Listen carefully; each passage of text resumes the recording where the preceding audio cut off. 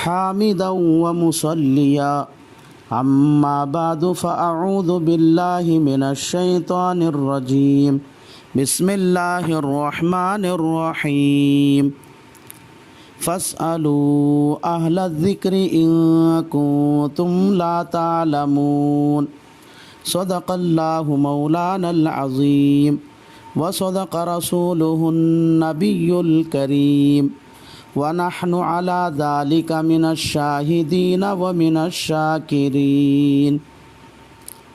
محترم سامعین اکرام، رمضان المبارک کا مہینہ شروع ہو چکا ہے۔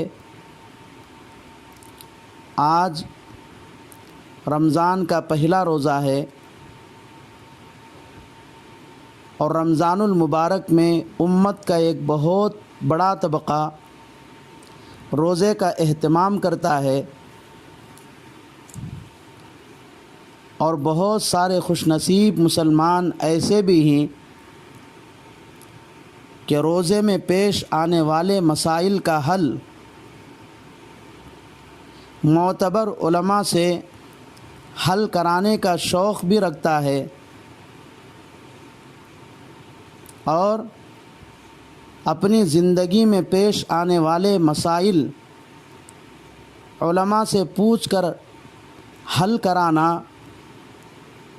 بہت بڑی چیز ہے، یہ بہت اچھی عادت ہے۔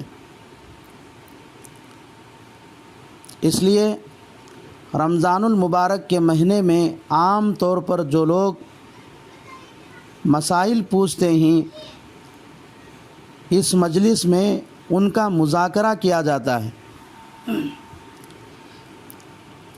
مسئلہ نمبر 1، صبح صادق سے غروب آفتاب تک عبادت کی نیت سے کھانے پینے اور ہم بستری کرنے سے رکے رہنا روزہ کہلاتا ہے۔ چنانچہ عالمگیر جلد نمبر 1 صفحہ نمبر 190 پر 4 پر لکھا ہے، فَهُوَ عِبَارَةٌ عَنْ تَرْكِ الْأَكْلِ وَالشُّرْبِ وَالْجِمَاعِ مِنَ الصُّبْحِ إِلَى غُرُوبِ الشَّمْسِ بِنِيَّةِ التَّقَرُّبِ۔ دوسرا مسئلہ، اگر کوئی آدمی دن بھر بھوکا پیاسا رہے اور جماع بھی نہ کرے لیکن اس کے دل میں روزے کا ارادہ بھی نہیں ہے تو ایسے آدمی کا روزہ نہیں ہوگا۔ چنانچہ ہندیہ جلد نمبر 1 صفحہ نمبر 190 پر 5 پر لکھا ہے، وَشَرْطُ صِحَّةِ الْأَدَاءِ النِّيَّةُ۔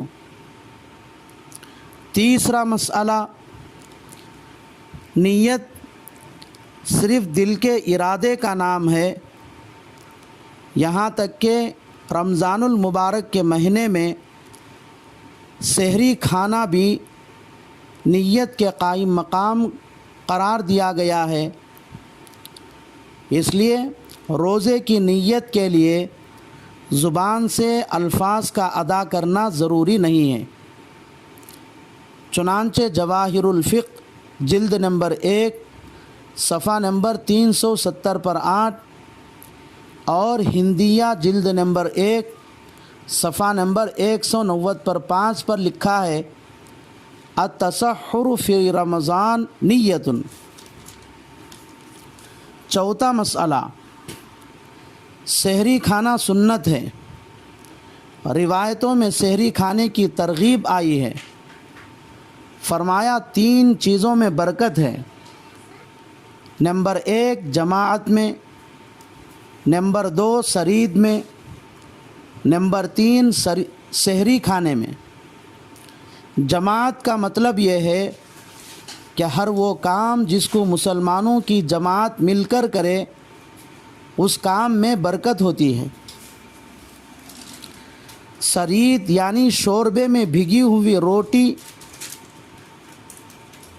اس میں برکت ہے۔ سحری کے کھانے میں برکت ہے۔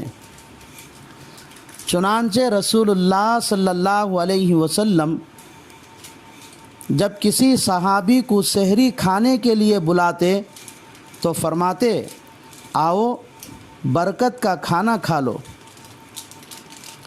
ایک روایت سے یہ بھی معلوم ہوتا ہے کہ سحری کھانے سے روزے میں قوت ملتی ہے۔ نیز مسلمانوں کے روزے اور اہل کتاب یعنی یہود و نصارہ کے روزوں کے درمیان صرف سحری کھانے کا فرق ہے۔ مسلمان روزے میں سحری کھاتے ہیں اور یہود و نصارہ روزے میں سحری نہیں کھاتے ہیں، اور مسلمانوں کو یہود و نصارہ کی مخالفت کرنے کا حکم دیا گیا ہے۔ اس لیے مسلمانوں کو چاہیے کہ روزے میں سحری کھانے کا اہتمام کریں، لیکن اگر کوئی شخص سحری نہ کھائے تو بھی اس کا روزہ ہو جاتا ہے۔ اس لیے اگر کوئی آدمی سحری میں سو کر اٹھ نہیں سکا تو بھی روزے کی نیت کر لینے سے اس کا روزہ ہو جاتا ہے۔ چنانچہ شامی زکریا جلد نمبر 3 صفحہ نمبر 400 پر لکھا ہے وَيَسْتَحِبُّ السُّحُورُ